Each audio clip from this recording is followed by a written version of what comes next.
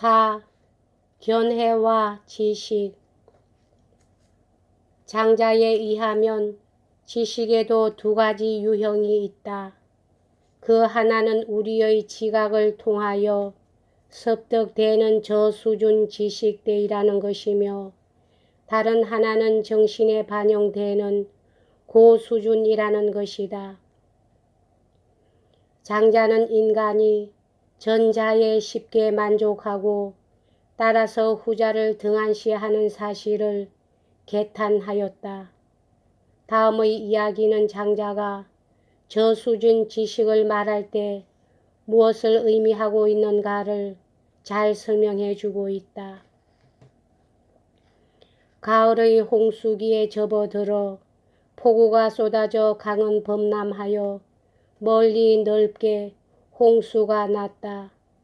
강의 영혼은 지구의 모든 아름다운 것들이 자기한테 모여들어 매우 기뻐하였다. 이 강의 영혼은 강물을 따라 동쪽으로 여행하여 대양에 이르렀다. 그곳에서 그는 더 멀리 동쪽을 내다보니 막막한 바다에는 끝이 없다.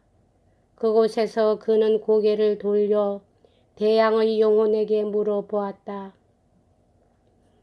도만을 들어온 사람은 자기 자신에게 비등한 것이 아무것도 없다고 생각한다는 속담이 있고, 내가 그런 사람일세.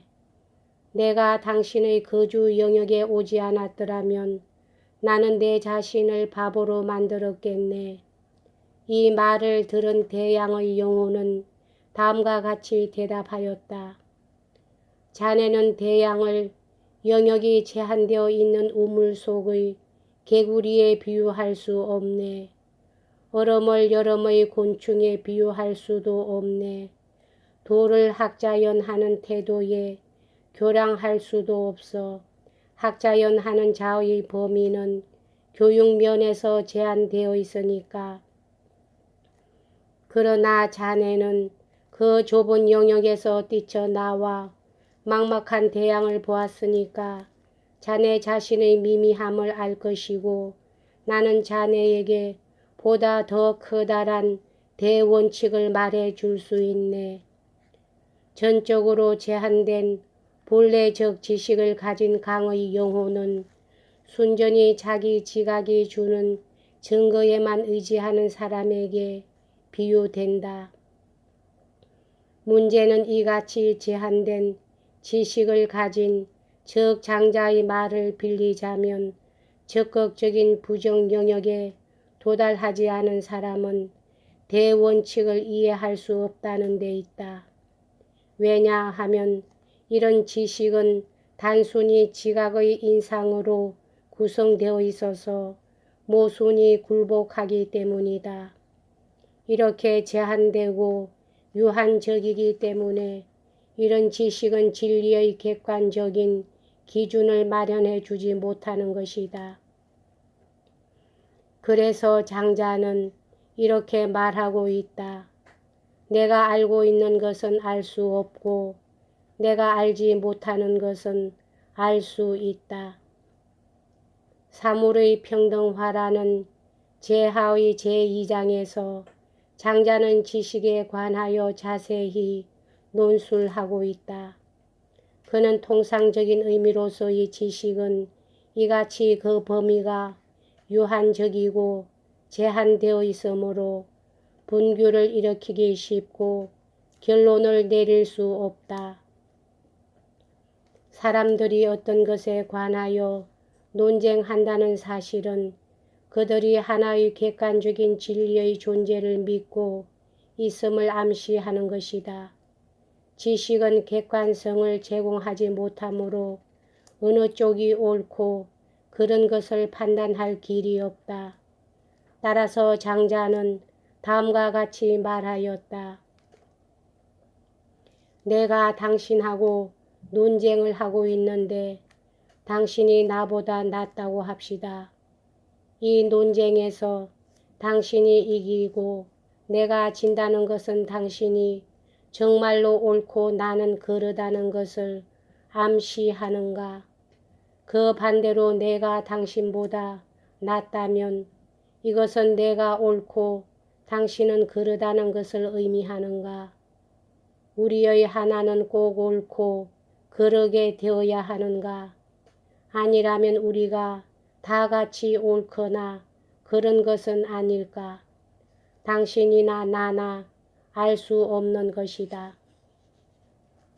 장자가 저수준 지식에 관한 주장을 정당화하려는 것은 완전한 자연적 변화가 있는 세계에서는 만물이 동등하므로 절대 진리 및 절대 선은 미지수라는 사실에 있는 것 같다.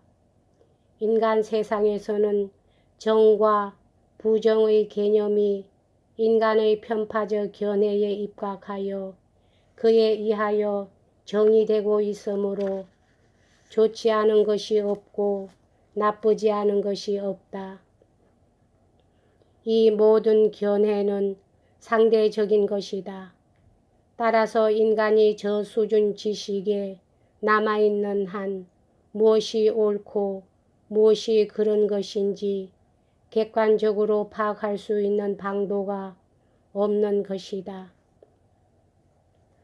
지식의 고수준은 우주 및 자연 속에서의 인간의 위치 파악을 위한 요건으로서 전술한 바 있는 이해와 동일한 것이다. 이 고수준에 관하여 장자는 다음과 같이 말하였다. 고대의 지식은 완전 무결하였다. 어떻게 그러냐고. 처음에 고대인들은 사물이 있다는 것을 아직 알지 못하였는데 이것이 가장 완전 무결한 지식인 것이다. 이에 더 할 말이 없다. 다음에 그들은 사물이 있다는 것을 알았으나 아직 이 사물들의 구별을 하지 못하였다. 이어 그들은 구분을 하였지만 아직 사물에 대한 판단을 내리지 못하였다.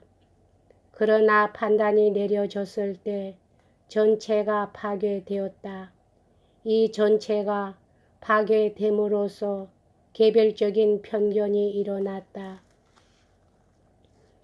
바로 전에 논술한 저 수준에 속하는 지식은 정과 부정, 이것과 저것, 생과 사, 나와 나 아닌 것 등 사이의 구분을 지으려는데 목적이 있다.